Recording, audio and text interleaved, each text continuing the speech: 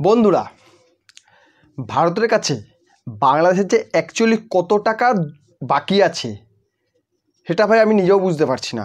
কারণ প্রতি নতুন নতুন অ্যামাউন্ট বেরিয়ে আসছে।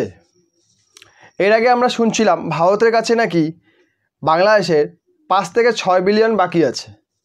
ওটা ছিল লাইন অফ ক্রেডিট ছিল। এছাড়া আরও কত ক্রেডিট ভারত সরকার যে দিয়ে রেখেছে তার কোনো ঠিক ঠিকানা নেই।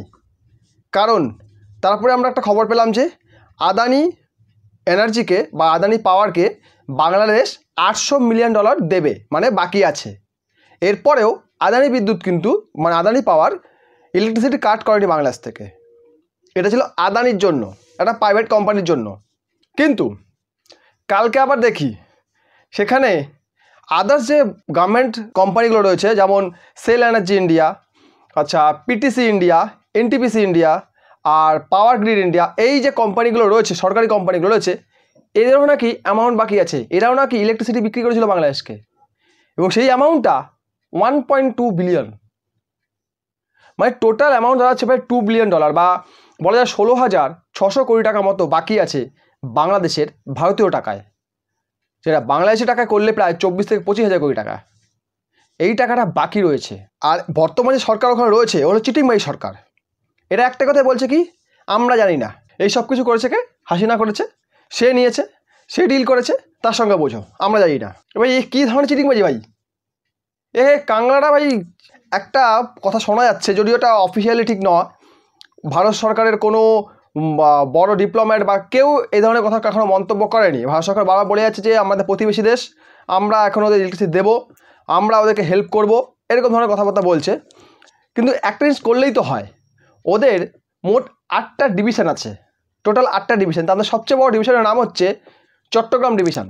এটা সবচেয়ে বড় শুধু নয়, এটা হচ্ছে স্ট্র্যাটেজিক্যালি অনেক ইম্পর্টেন্ট। এটা ভৌগোলিক অবস্থানগত অনেক গুরুত্বপূর্ণ একটি জায়গা।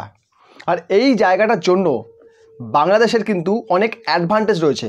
এখানে রয়েছে বাংলাদেশের সবচেয়ে গভীর সমুদ্র বন্দর, পার্বত্য এলাকা, এখানে গভীর সমুদ্র বন্দর রয়েছে। এখান থেকে বাংলাদেশের অনেক বাণিজ্য হয়ে থাকে।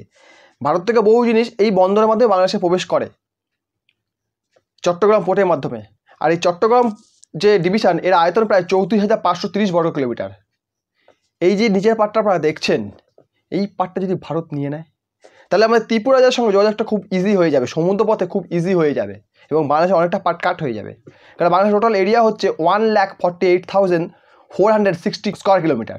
এর মধ্যে যদি আমরা 34,500 স্কোয়ার কিলোমিটার নিয়ে নেই, তাহলে কিন্তু খুব মজা হবে। কারণ ওদের বড় ভাইয়ের সবচেয়ে বড় এরিয়া, যেটা প্রায় 40% এরিয়া, বালুচিস্তান, সেটা কিন্তু আলাদা হওয়ার পথে। কারণ রিসেন্ট একটা ঘটনা ঘটেছে, ওখানে প্রায় 110 জন পাকিস্তানি সেনাকে ব্যালোচ লিবারেশন আর্মি মেরে বোম দিয়ে উড়িয়ে দিয়েছে, গাড়ি ঠাড়ি সব উড়িয়ে দিয়েছে বোম দিয়ে।